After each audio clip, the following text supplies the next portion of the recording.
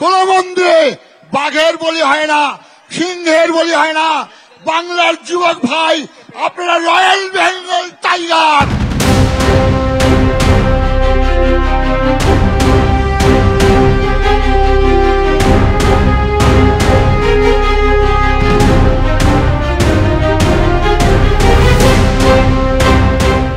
হিন্দু ঐক্যের গর্জন শোনালো রবিবারের ব্রিগেড।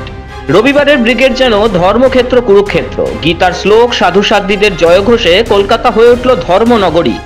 এখানে হিন্দু ঐক্যের ডাক দিলেন কার্তিক মহারাজ। স্পষ্টভাবে তিনি জানালেন যে বাংলার এই দুর্দিনে ভেদাভেদ ভুলে সবাইকে এক হতে হবে।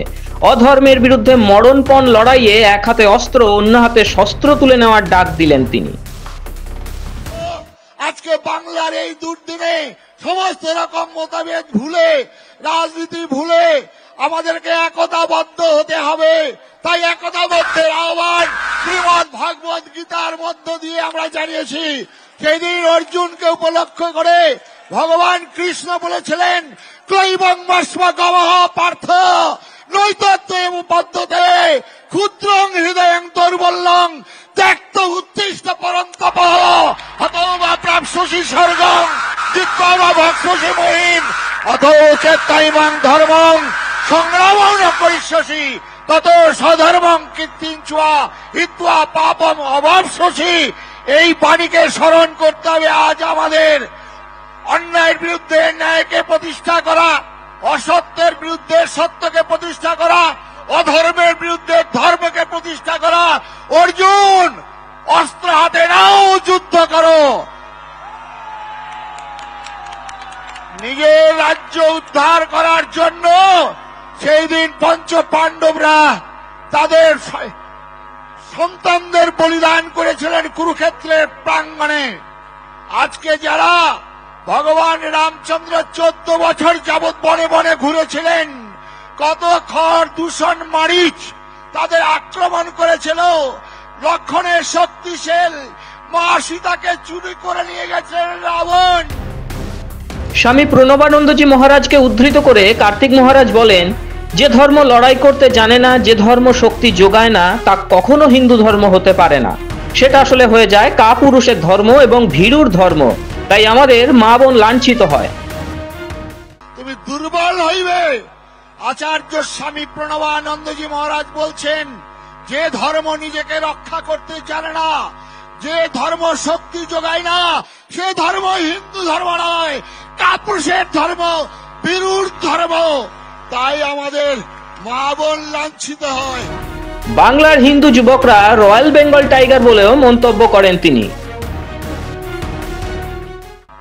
নাগিনীরা চারিদিকে ফেলেছে বিষাক্ত নিঃশ্বাস, শান্তি ললিত বাণী শুনাইবে ব্যর্থ পরিহাস।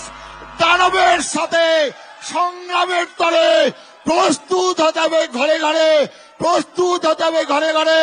বিদায় নেওয়ার আগে আবার একবার ডাক দিতে বলে যেতে চাই, আবার is what we want, strength strength strength, nerve steel, ভাষালা বাইরান, টলারেশন টলারেশন অনেক হয়ে গেছে। Hinduism must be aggressive but little fanatic, Swami Vivekananda বলছেন। তাই মা কালীর সামনে বলি হয় পাঠার আর ভেড়ার। কোন মন্দিরে বাঘের বলি হয় না, সিংহের বলি হয় না।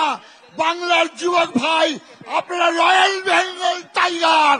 আবার একবার প্রদীপ্ত হুতাশনের মতো দাও দাও করে চলো, প্রমাণ করে দাও।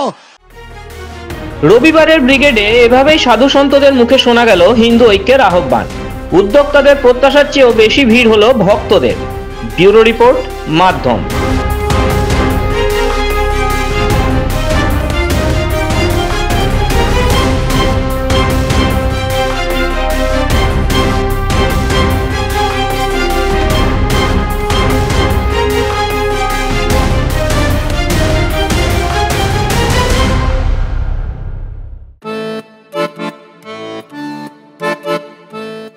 भारत की आत्मा बसती है गांवों में और इन गांवों की शान है हमारा जनजातीय समाज।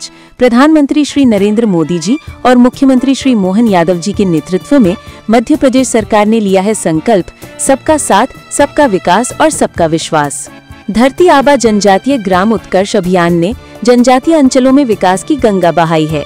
प्रधानमंत्री जनमन योजना अंतर्गत ग्रामीण आवास, सड़कें, शिक्षा और बिजली सब कुछ तेजी से पहुंच रहा है गांव-गांव। 21 जिलों में 66 मोबाइल मेडिकल यूनिट से स्वास्थ्य सेवाएं अब पहुंच रही हैं दूरस्थ अंचलों तक। जनजातीय मेहनतकश भाइयों बहनों को मिला है उनके श्रम का उचित सम्मान। 30 लाख तेंदुपत्ता संग्राहकों को 115 करोड़ रुपए की बोनस राशि और मानदेय 3000 से बढ़ाकर 4000 रुपए प्रति बोरा। ये है गरीब कल्याण और सम्मानजनक जीवन की नई दिशा। नए भारत का सपना तभी पूरा होगा जब युवा सशक्त होंगे।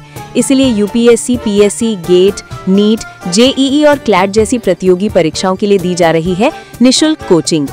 आकांक्षा योजना और विदेश अध्ययन छात्रवृत्ति ने हजारों सपनों को दिया है नई उड़ान।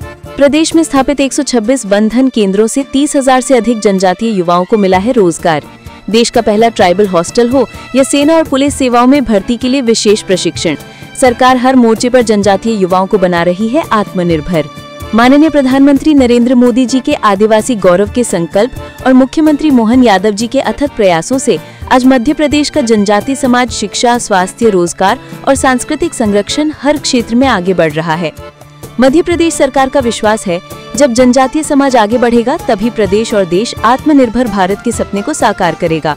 सबके साथ सबका विकास, यही है आत्मनिर्भर मध्य प्रदेश का संकल्प।